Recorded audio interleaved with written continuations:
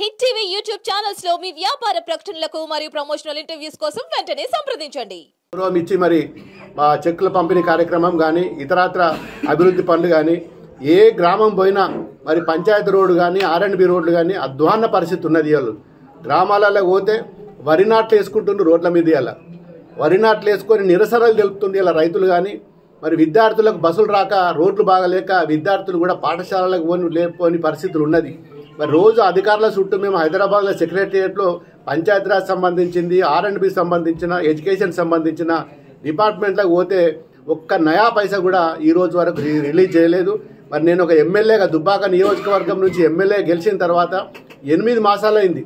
ఒక్క ఫౌండేషన్ లేదు, ఒక కొబ్బరికాయ కొట్టలే, ఈ రోజు వరకు ప్రారంభోత్సవం కూడా చేసుకోలే. ఇంత దుర్భరమైన మరి ఈ ప్రభుత్వాన్ని మరి ప్రజలు గమనిస్తున్నారు, ఖచ్చితంగా బుద్ధి చెప్తారు. మరి ప్రజలు నిజంగా మరి అమాయకులు, మరి వాళ్ళను మోసం చేయడం కరెక్ట్ కాదు. ఇవాళ మీరు ఏమో చేస్తారు, ఏమో ఉద్ధరిస్తారని చెప్పి మీరు ప్రభుత్వం తెచ్చింది. మరి ఇప్పటికైనా మీరు మేల్కొని చేయకపోతే బాగుంటుంది.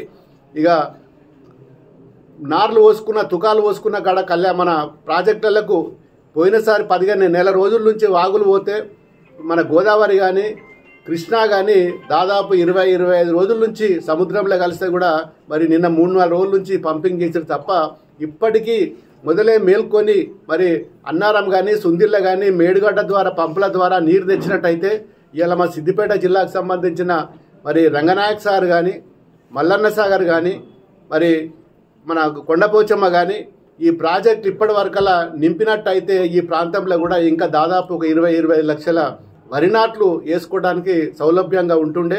మరి అది నిన్న మొన్న 2 రోజుల నుంచి స్టార్ట్ చేసిండ్రు ప్రక్రియ, మరి ఆ పంపింగ్ చేయడం. మరి ఇప్పటికైనా కానీ మరి అధికారులు గ్రామాలలో తిరిగి అగ్రికల్చర్ సంబంధించిన వ్యవసాయదారులను కలిసి మరి ఈ ప్రాజెక్టులలో ఉన్న నీరును కూడా మరి ఇటు కూడవెల్లి వాగులో కానీ మరి ఇటు దుబ్బాక కెనాల్లో కానీ అటు రామంపేట కెనాల్లో కానీ వదిలినట్టయితే మరి పోసుకున్న తుకాలాన్ని అట్లీస్ట్ నాట్లు పడతాయని చెప్పి మా ప్రభుత్వాన్ని ఇరిగేషన్ డిపార్ట్మెంట్ని కూడా మరి మేము అభ్యర్థిస్తున్నాం. ఏది ఏమైనా ఖచ్చితంగా మరి రైతుల పట్ల బీఆర్ఎస్ పార్టీ ఎప్పటికైనా మరి మేము పోరాడతాం.